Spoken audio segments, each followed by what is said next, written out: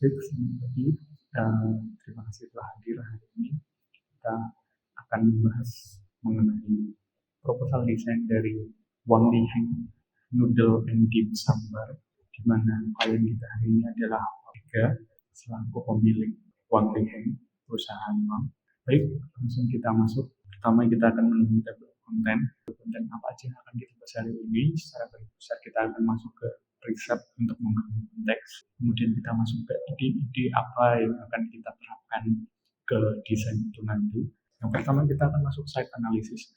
Jadi site analysis ini digunakan untuk memahami konten. Briefing awal, Wang Liheng ini ingin membawakan rasa otentik Chinese ke Indonesia. Maka dari itu, briefing tambahan lainnya, Feng Shui menjadi salah satu yang dipertimbangkan. Mulai dari awal, karena ini outlet baru, kita harus menentukan site menggunakan teori Feng Shui. Dan saya memahami, setelah saya pelajari lebih dalam, teori yang bisa digunakan untuk menentukan site, salah satunya adalah binatang muka gua, di mana itu kaitannya dengan kontur. Dari teori Feng Shui ini, kita dekatkan dengan perda dari kota Surakarta, karena untuk bangunan semacam usaha seperti ini itu udah ada aturannya, sehingga kita lihat dari Feng Shui kemudian dari perda dan didapatkan bahwa Jalan Cocak Lima menjadi sebuah lokasi yang strategis jika ingin dibangun sebuah noodle bar. Dekatnya dengan jalan utama dan jalan kampung ini, motor dan mobil itu selalu lewat situ dan selalu padat. Nah, hal ini sebenarnya memberikan plus minus. Plusnya adalah pelanggan itu bisa bervariatif karena setiap lewat situ melihat peluang kemudian melihat restoran, ketertarikan ini akan terbangun. Kemudian minusnya adalah cukup bising, polusi udara, dan itu memberikan ketidaknyamanan orang-orang akan makan di noodle bar ini, di bar ini. Itu juga menjadi pertimbangan untuk desain ini nantinya. Setelah kita memahami site itu akan berada di mana, permasalahan site-nya seperti apa, lanjut saya coba memahami mengenai brandnya dari Wang sendiri. Nah, kita lihat dari type-nya itu harimau dengan tulisan Wang di dahinya. Di situ didapati beberapa karakteristik bentuk, yaitu simetris, kemudian dinamis. Terus dari warna brand identity, jadi color palette-nya itu owner menjelaskan kalau ada 3, yaitu ada warna merah, kemudian warna krem, dan warna hijau. Nah, di sini bisa kita lihat karakteristik ini nantinya juga menjadi bahan pertimbangan dari desain, perkembangan desain ini nanti. Lanjut masuk ke human behavior analysis, di mana ini saya memahami dari konteks uang itu cara penyajiannya seperti apa, servisnya seperti apa, dan diketahui beberapa hal untuk customernya, mereka selalu datang dan ketika penuh mereka akan mengantri, kemudian memesan. Setelah memesan mereka akan duduk dan akan makan. Setelah makan selesai mereka pulang. Jadi ini yang diinginkan oleh owner sebenarnya, pesan, makan, pulang. Itu konsep bar yang dimaksud owner. Kemudian untuk staffnya, ketika dapat pesanan, si kasir ini akan memberitahu ke kitchen, di mana kitchen ini open kitchen nantinya. Kemudian oleh kitchen akan disiapkan, setelah siap diantarkan oleh waiter. Setelah makanan itu selesai dimakan, waiter akan mengambil lagi dan berikan ke area cuci atau sink. Nah, kurang lebih itu untuk human behavior. Kemudian kita memahami masuk ke konsep dari latar belakang yang tadi, yang sudah riset, yang beberapa riset yang sudah dilakukan. Kita mulai brainstorming soal konsep. Permasalahan utama dari proyek ini adalah owner itu banyak melihat kalau orang-orang datang itu selalu ramai. Jadi menganggapnya itu resto, padahal sebenarnya itu bar. Ramai tidak apa-apa. Yang permasalahannya adalah ketika ramai, mereka lama di situ. Itu yang jadi masalah. Untuk itu riset perlu ditambahkan lagi dua buah presiden, yaitu restoran dan bar, noodle bar. Restoran saya mengambil Wan San Tong restoran ini buat muda arsitek Chinese. Itu karena mereka punya karakteristik Chinese dan mereka memahami arsitektur Chinese. Saya mencoba mencari noodle bar seperti apa di Cina yang terkenal untuk desainnya, dan ternyata cukup sulit. Tapi saya mendapatkan di negara lain, di Taiwan. Sehingga saya mengambil Chang'an Nah, dari restoran dan bar ini saya buat parameter-parameter yang sekiranya nanti akan diterapkan di bawah dari briefing-briefing yang telah diberikan oleh owner.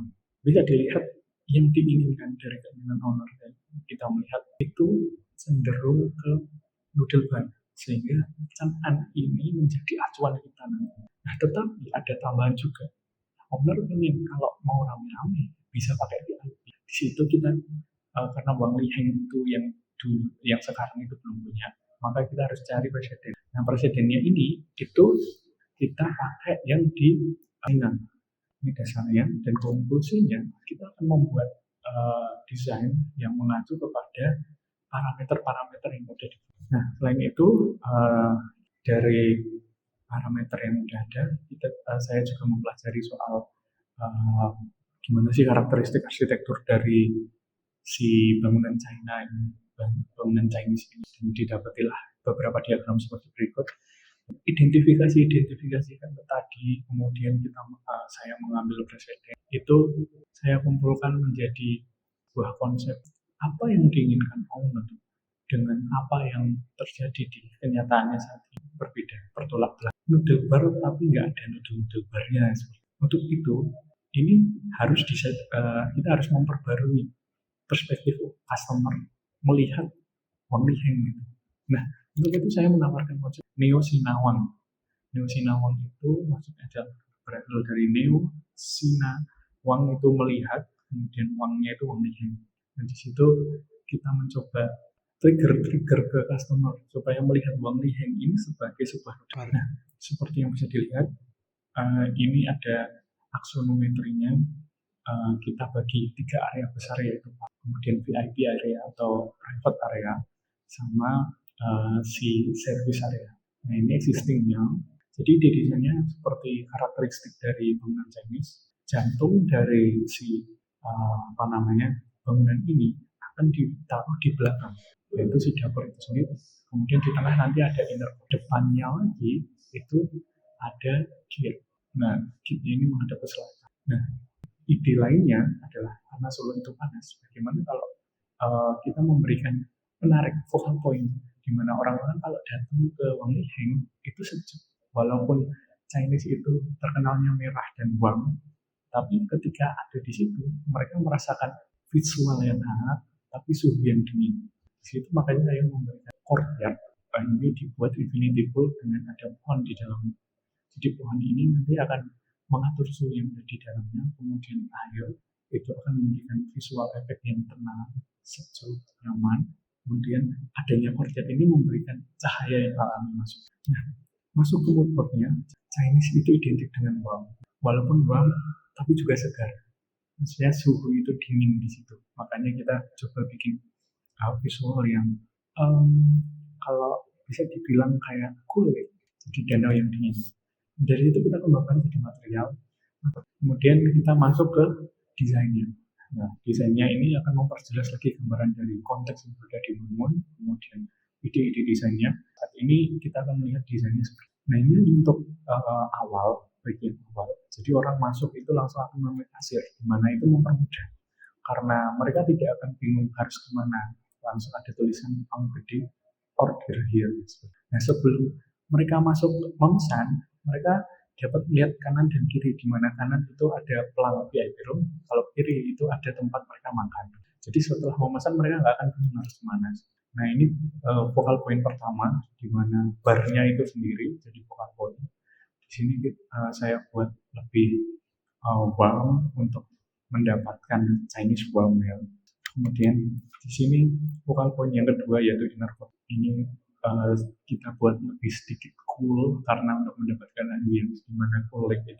Terus ini indoornya, ini VIP roomnya yang requestan dari owner, dan ini untuk ruang makan VIP roomnya. Nah, ini untuk toiletnya, ini office, manajer bekerja, kemudian ini lorongnya seperti ini nanti. Dan yang terakhir ini ambience ketika malam. Itu kiranya dari gambaran dari desain kami. Terima kasih.